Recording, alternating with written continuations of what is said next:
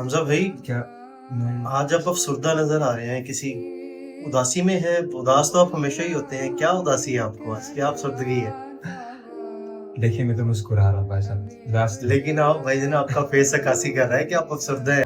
احمد فراز صاحب کے تو شعر سنا سکتا ہوں، اور اب میں کیا ہی بتاؤں کہ میں کیوں افسردہ ہوں یا کیوں اداس ہوں۔